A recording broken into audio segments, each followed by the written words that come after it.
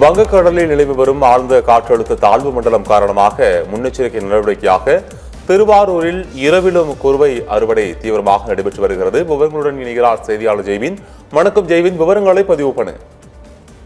வணக்கம் அபரகாம். திருவாரூர் மாவட்டம் முழுவதும் இந்த ஆண்டு சுமார் 1,50,000 ஏக்கர் பரப்பளவில் குறுவை சாகுபடி செய்யப்பட்டு தற்போது அறுவடை பணி என்பது நடைபெற்று வருகிறது. குறிப்பாக எந்த ஆண்டும் இல்லாத அளவுக்கு இந்த ஆண்டு பார்த்தீங்கன்னா அதிக அளவில் நேரடி நெல் கொள்முதல் நிர்ணயிக்கப்பட்டு தற்போது நெல் கொள்முதல் செய்யப்பட்டு வருகிறது. தற்போது வானிலை ஆய்வு மையத்தின்படி பார்த்தீங்கன்னா வடகிழக்கு பருவமழை தீவிரமடைந்த நிலையில் தற்போது புயல் சின்னம் உருவாகியுள்ளதாக ஆணைய அறிவிக்கப்பட்டுள்ள நிலையில் தற்போது திருவாரூர் மாவட்டத்தின் பல்வேறு பகுதிகளில் அறுவடை பணிகள் தீவிரமாக நடைபெற்று வரும் நிலையில் தற்போது இரவு முழுவதும் அறுவடை பணி என்பது தீவிரமாக நடைபெற்று வருவது. குறிப்பாக திருவாரூர் மாவட்டம் கோட்டூர், புழுதிக்குடி உள்ளிட்ட பல்வேறு பகுதிகளில் வடகிழக்கு பருவமழையின் காரணமாக அறுவடை பணி என்பது தீவிரமாக நடைபெற்று வருகிறது.